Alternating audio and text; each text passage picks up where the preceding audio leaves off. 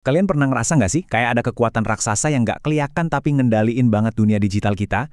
Nah, hari ini kita bakal bongkar sebuah metafora yang keren banget buat ngejelasin pertarungan ini. Sebuah piramida digital yang super besar ngelawan sebatang tongkat yang kelihatannya sederhana. Siapa ya yang bakal menang? Yuk kita cari tahu bareng-bareng. Nah, pertanyaan ini intinya. Gimana kalau ternyata smartphone yang lagi kalian pegang, atau sebuah ide yang kalian bagiin ke temen, punya kekuatan buat nantang perusahaan-perusahaan teknologi terbesar di dunia? Ini bukan cerita fiksi loh. Ini adalah sebuah kemungkinan nyata yang bakal kita gali lebih dalam. Oke, jadi ini dia medan perangnya. Di satu sisi kita punya piramida, sebuah struktur raksasa, terpusat dan penuh kontrol. Di sisi lain, kita punya tongkat, simbol kekuatan individu yang sering banget kita anggap remeh. Ini tuh duel David lawan Goliath versi era digital. Biar lebih kebayang, kita bedah satu-satu ya. Piramida digital itu soal kontrol. Sifatnya kaku, statis, dan pengennya semua hal itu bisa diprediksi. Nah, sebaliknya, tongkat manusia itu simbol kehidupan. Dia itu kreatif, spontan, dan sama sekali nggak bisa ditebak. Dua kekuatan yang benar-benar bertolak belakang ini lagi beradu sekarang. Quote ini dalam banget loh. Coba deh kita pikirin bareng-barang. Orang-orang yang ngebangun sistem digital yang super ngontrol ini, mungkin bukan mereka yang bakal diingat sejarah. Justru, sejarah itu bakal ditulis sama para hacker, aktivis, atau bahkan kita, pengguna biasa, yang berhasil nemuin celah, yang nolak buat dikurung, dan akhirnya nemuin jalan keluar. Oke, pertama-tama kita harus ngerti dulu nih penjaranya kayak apa. Apa sih sebenarnya piramida digital ini yang rasanya kokoh banget, permanen, dan kayaknya nggak bisa kita hindari? Yuk kita bongkar strukturnya. Nah, ini dia nih poin yang nusuk banget. Fir'aun di zaman sekarang itu bukan raja yang pakai mahkota, tapi para bos-bos raksasa teknologi yang ngebangun kerajaan digital mereka. Mereka nggak bangun piramida dari batu, tapi dari data kita. Tapi ambisinya sama persis, kontrol penuh. Coba lihat deh gimana piramida ini dibangun. Ini kuncinya. Fondasinya adalah kita semua, yang disebut juga kaum multitude, yang tanpa sadar jadi buruhnya. Setiap klik, setiap like, setiap data pribadi yang kita kasih, itu ibarat batu bata yang ngebangun tembok penjaranya. Terus di puncaknya, ada algoritma pusat, kayak mata Sauron di Lord of the Rings, yang ngawasin semuanya. So, poin paling pentingnya adalah walaupun kelihatannya gede dan serem banget, piramida ini punya kelemahan yang fatal. Dia itu benda mati, nggak bisa beradaptasi, dan kekuatannya cuma bertahan selama kita semua, para batu bata di dasarnya, tetap nurut dan diam di tempat.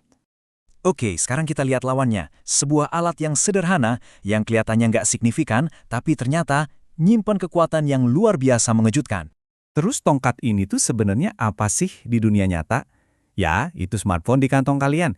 Itu aplikasi pesan terenkripsi yang kalian pakai. Itu kemampuan kalian buat milih platform yang ngehargain privasi. Alat-alat sederhana ini, kalau dipakai bareng-bareng, bisa banget menciptakan perubahan yang nggak pernah diperhitungkan sama sistem yang kaku itu. Kekuatan ini ada di tangan kita semua, sang multitude. Kekuatan kolektif kita itu bukan kayak mesin yang teratur. Justru sebaliknya, kekuatannya datang dari hal-hal yang nggak bisa diukur sama algoritma. Solidaritas, kreativitas, bahkan penolakan kita buat ikut-ikutan. Inilah hal-hal yang bikin sistem jadi bingung, karena nggak bisa diprediksi.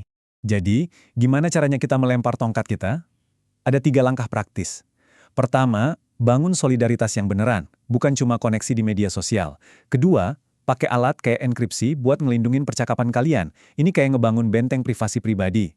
Ketiga, dan ini yang paling penting, sadarilah nilai data kalian dan jangan kasih gitu aja. Setiap kali kalian nolak cookie atau milih layanan yang lebih private, kalian sebenarnya lagi ngambil alih kekuatan kalian.